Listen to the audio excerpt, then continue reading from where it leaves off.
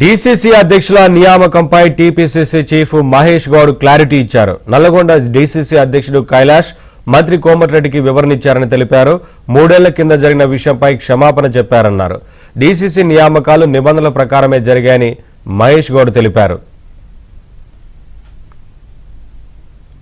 Nalgonda DCC అధ్యక్షుడు కోమటిరెడ్డి కలిసినారు, వివరణ ఇచ్చినారు. అది 3 ఏళ్ల క్రితం మాట్లాడినటువంటి వీడియో. అది ఆనాడు ఎన్నికలు జరుగుతున్న తరుణంలో మాట్లాడిన వీడియో. అది మాట్లాడడం తప్పు. దాన్ని పీసీ అధ్యక్షుడు నేను కూడా సమర్థించను. కానీ కోమటిరెడ్డి గారిని కలిసి నేను వివరణ ఇచ్చినాను, ధైర్యంగా క్షమాపణ చెప్పినాను. వారిని అన్ని కూడా వివరంగా మాట్లాడి వచ్చినానన్నమాట. ఇందాక నాకు కలిసి చెప్పడం జరిగింది. ఆయన మాట్లాడిన తీరును నేను కూడా సమర్థించను. కానీ 3 ఏళ్ళకి జరిగినటువంటి వీడియో, ఆయన నియామకం కూడా అక్కడ ఉన్నటువంటి సీనియర్లు, మెజారిటీ సీనియర్లు చెప్పిన దాని ప్రకారం జరిగినట్టుగా మాకు, ఎందుకంటే మేము ఈ ప్రక్రియలో ఎక్కడో కూడా నేను కానీ ముఖ్యమంత్రి గారు ఇన్వాల్వ్ కాలే, ఫలానా చోట ఫలానా అధ్యక్షుని చేయమని చెప్పలే. ఇవన్నీ కూడా అబ్జర్వ్ తీసుకున్నటువంటి ఇన్ఫర్మేషన్ ప్రకారమే నియామక ప్రక్రియ చేపట్టింది.